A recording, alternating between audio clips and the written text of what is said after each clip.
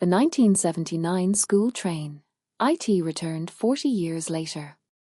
Detective Sarah Chen didn't believe in ghost stories.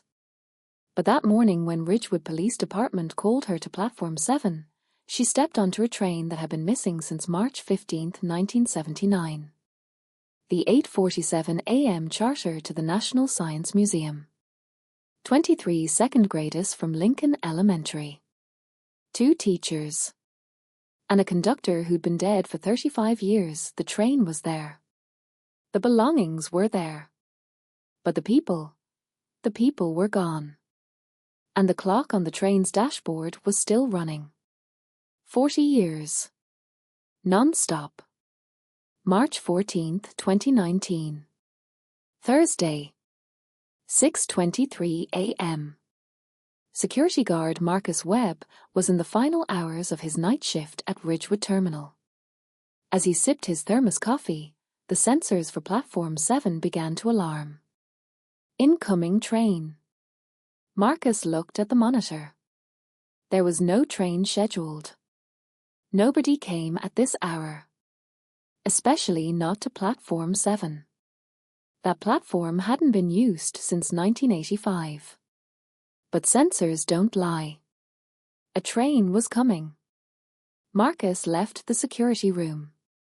The cold March air slapped his face. He walked through the dark terminal toward Platform 7. And then, he saw it. On the tracks, in the misty morning light, an old passenger train stood still. Blue and white painted. A 1970s model. 3 cars. Completely motionless. Marcus approached. His heart was racing. On the side of the train, in small letters, it read, Lincoln Elementary School Private Charter, March 15, 1979. Marcus's hands started trembling. He immediately pulled out his radio. Central, this is Marcus. We have a situation at Platform 7. Send someone immediately. And call Detective Chen. Now. Detective Sarah Chen was Ridgewood's youngest female detective. 34 years old. Tough. Logical. Not emotional. In the last 5 years, she'd solved 47 cases. She specialized in cold files. But this was different.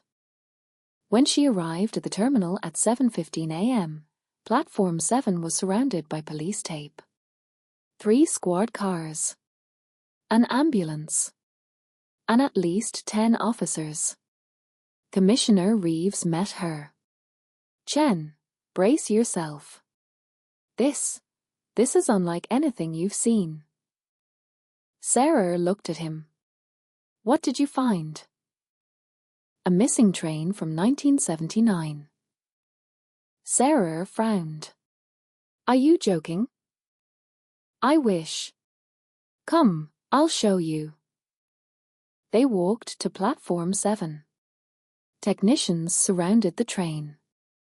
Taking photographs. Making notes. Sarah approached the train. Looked from the outside. The paint was old but intact. The windows were clean. The wheels looked almost new. Have you gone inside? Sarah asked. Not yet. The doors are locked from the inside. We were waiting for your permission to open them. Sarah put on her gloves. Approached the train door. Touched the metal handle. It was cold. But there was also a strange warmth. As if the train had just been stopped. Lockpick, Sarah said. A technician handed her a tool. Sarah carefully forced the lock. Click. The door slid open. And that smell. Sarah froze. Children's shampoo. Pencils. Paper. Plastic lunch boxes. School smell. Sarah stepped inside. The first car was empty. But empty wasn't the right word. Because everything was there. Seats. Backpacks. Pencil cases. Toys. 23 small backpacks hung on the luggage racks. Each had a name tag. Emily Morrison. Jake Pattison. Sophie Rodriguez. Michael Chang. Sarah walked slowly. Moved to the second car. Same thing there. Lunchboxes sat on the seats. Unopened. Some had sandwiches. 40-year-old sandwiches. But they hadn't spoiled. A thermos stood on a table. Sarah opened it. The contents were still warm. Tea. Fresh tea. This is impossible, Sarah whispered. She moved to the third car. The teacher's section. 2 desks had notebooks. Open. On one page, half-written sentences. We're very excited today. We're going to see the Science Museum. The children are so happy. The writing was cut off mid-sentence. The pen still lay on the desk. Sarah went to the front of the train, to the conductor's cabin. There was a note. A yellow sticky note attached to the control panel.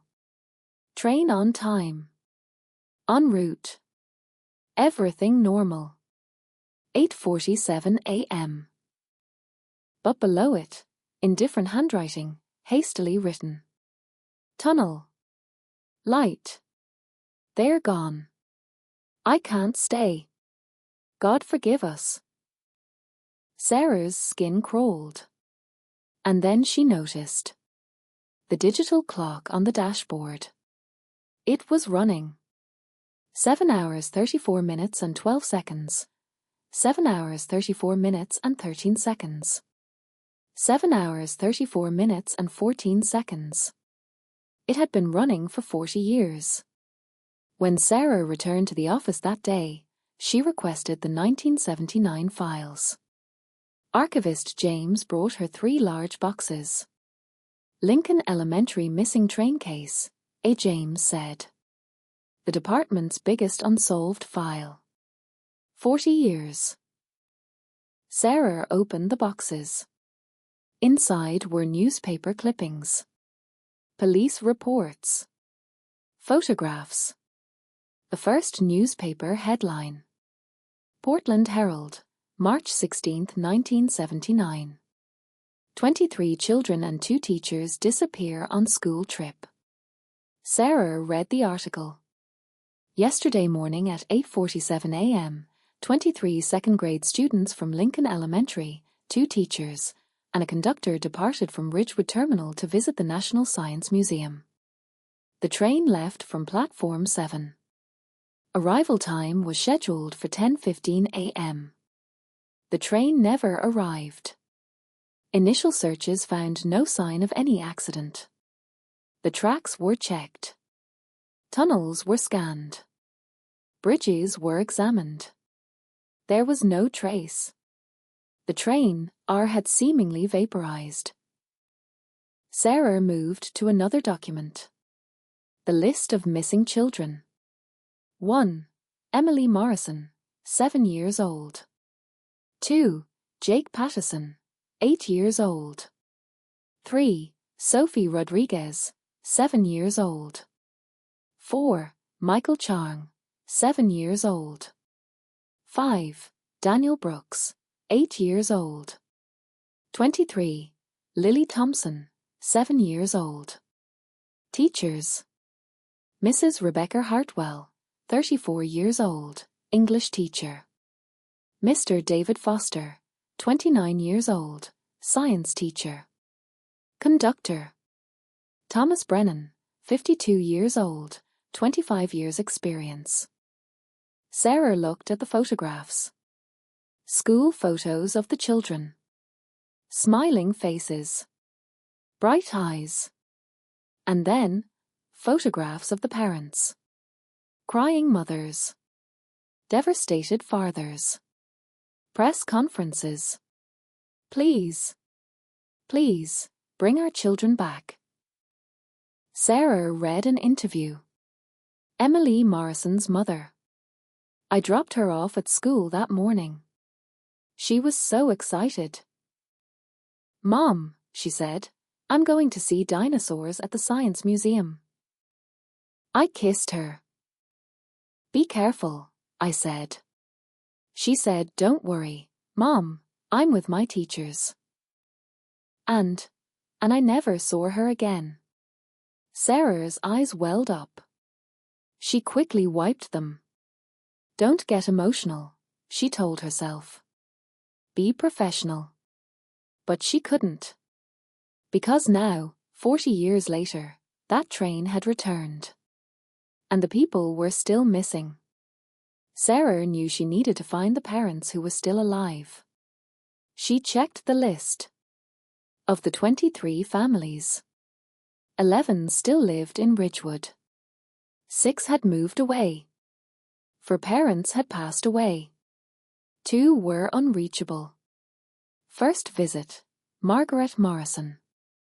Emily's mother. Margaret was now 68 years old. She lived alone in a small house. When she opened the door, Sarah saw that her eyes still held grief.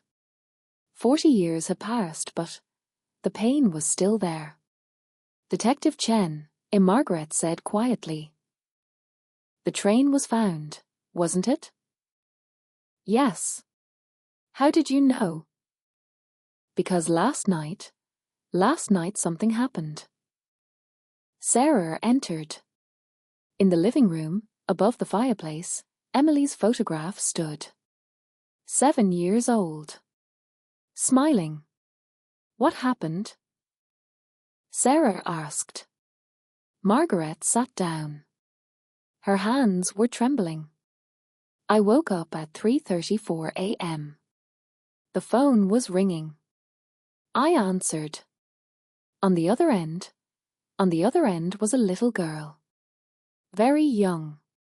Maybe 7 or 8 years old. She was crying. Sarah froze. What did she say? She said, Mom? Mom, it's me. Emily. I'm lost. The train stopped, but everyone's gone. Only I'm left. Mom, please come get me. I'm so scared. Sarah's breath caught. What did you say? I said, Emily? Baby, where are you? But the line went dead. I called back the number. No answer. I called the police. They said the call came from Ridgewood Terminal. From an old phone booth. But that booth was removed in 1985. Margaret looked at Sarah. Her eyes were filled with tears. That was my daughter, Detective. I know her voice. 40 years may have passed, but our mother never forgets her child's voice. Sarah swallowed. Did she say anything else? Yes. One last thing. She said, Mom, we're in the tunnel. The dark tunnel. And the light is coming back. I have to go. I love you. Then the line went dead. When Sarah returned to the office, she immediately requested the 1979 route maps. The line from Ridgewood Terminal to the National Science Museum. 67 kilometers. There were 2 tunnels. First, Ashford Tunnel, 2.3 kilometers. Second, Blackwood Tunnel, 4.7 kilometers. Sarah researched Blackwood Tunnel and found something. It was built in 1952. But during construction, there was an accident. 12 workers were trapped in the tunnel. An explosion. Then a collapse. The bodies were recovered 3 weeks later. But there was a strange note in the records. 11 bodies found. Remains of 12th worker could not be located. Sarah dug deeper. After 1979, that tunnel was closed. Official reason: a structural safety issues. But local newspapers had written something else. Mysterious lights in Blackwood Tunnel. Conductors refuse to pass through tunnel. The lost tunnel. Do those who enter not return? Sarah found an interview. 1978, 1 year before the train disappeared. Conductor Robert Hayes: when I pass through that tunnel, I feel something strange. Like time is slowing down. My watch stops. The radio cuts out. And sometimes I see a light at the end of the tunnel. But it's not a normal light. White. Shimmering. As if it's coming from somewhere else. Sarah picked up the phone. Called Commissioner Reeves. Commissioner, we need to send a team to Blackwood Tunnel. Chen, that tunnel's been closed for 40 years. I know. But that train went through there. And maybe there's something there. Silence. Then Reeves answered. Tomorrow morning. Be ready. March 15th, 2019. Saturday. Exactly 40 years later. Sarah, Commissioner Reeves, 3 technicians, and 2 railway engineers arrived at the entrance to Blackwood Tunnel. The tunnel mouth was chained shut. A rust-colored sign above. No entry. Structural hazard. One of the engineers cut the chain. The heavy metal door creaked open. Inside was darkness. Sarah took the flashlight. Stepped inside. The air was cold. Damp. And there was a strange smell. Burned. Metal. And something else. She couldn't identify it. They walked inside the tunnel. 50 meters. 100 meters. 200 meters. Then Sarah saw something. On the tracks. Marks. Fresh train tracks. Look at this, Sarah said. The technicians approached. Shone their lights on the tracks. These are new, said technician Mark. Maximum a few days old. But this tunnel's been closed for 40 years, Reeves said. I know. But these marks are real. They went deeper. 500 meters. 1 kilometer.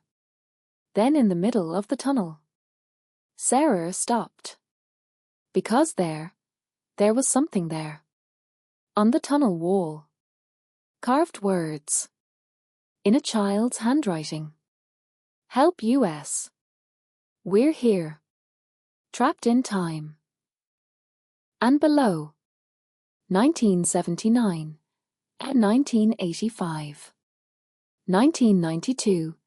2003. 2019. Dates. Sarah's heart started pounding wildly. What does this mean? Reeves asked. Sarah touched the wall. The writing was real. Carved. But how? Then she saw something else. On the wall, next to the writing, was a small hollow. Sarah held the flashlight. There was something inside. A toy. A small, plastic dinosaur figure. Sarah picked it up. A name was written on the back. Emily Morrison. The team went deeper into the tunnel. 2 kilometers. 3 kilometers. Then they saw it. At the end of the tunnel. A light. But not a normal light. White. Shimmering. Pulsating. As if it were a door. Sarah approached. The light grew brighter. "Chen, be careful," Reeve said. But Sarah couldn't stop. She walked toward the light. And then she heard a sound. Children's voices. Laughter. Singing. 1, 2, 3, 4, riding on the train. Sarah froze. "Do you hear that?" she whispered. Technician Mark nodded. "Yes. Those are children." The sounds grew louder. As if they were very close. Sarah reached out her hand to touch the light. "No." Reeves pulled her back. "Don't." But it was too late. Sarah's fingers touched the light. And in that moment, everything changed. Sarah was suddenly somewhere else. Not in the tunnel. On a train. The 1979 train. Around her were children. 23 children. Laughing. Talking. "Look, I brought my dinosaur figure. I had my mom make my sandwich." The teachers were there. Mrs. Hartwell. Mr. Foster. "Children, please stay seated," Mrs. Hartwell was saying. Sarah looked at them. Tried to speak. "Hello. Can you hear me?" But no one heard her. As if she wasn't there. Then the train entered a tunnel. It went dark. And that light, that bright white light appeared. The children suddenly fell silent. Mrs. Hartwell stood up. "What's happening?" Conductor Tom called from the cabin. "I don't know. The brakes aren't working. The light swallowed the train. And Sarah found herself back in Blackwood Tunnel. The team was around her. Chen, are you okay?" Sarah collapsed to the ground. She couldn't breathe. I saw them. All of them. They were on the train. In 1979. And that light took them. When Sarah returned to the office, she didn't sleep all night. She researched. Read. Physics papers. Time theories. Parallel universes.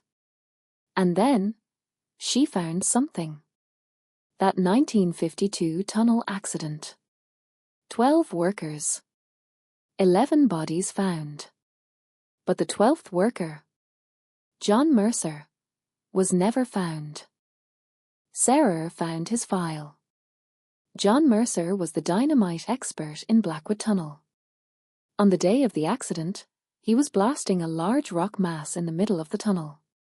But something went wrong. The explosion was too powerful. The rocks collapsed. But the epicenter of the blast, the epicenter opened something else. From the engineer's report. Following the explosion, we detected an abnormal anomaly in the tunnel. As if there's another void behind the rocks. But this void isn't a normal cave. A strange light comes from within. And it affects time. Our watches stopped. Our radios cut out. 3 workers approached that light and it felt like 1 minute, but the clock jumped forward 3 hours. The report continued.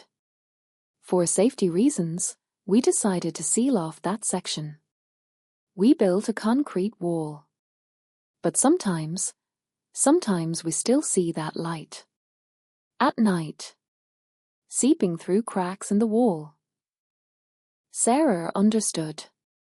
In 1979, when that train passed through Blackwood Tunnel, it entered that anomaly.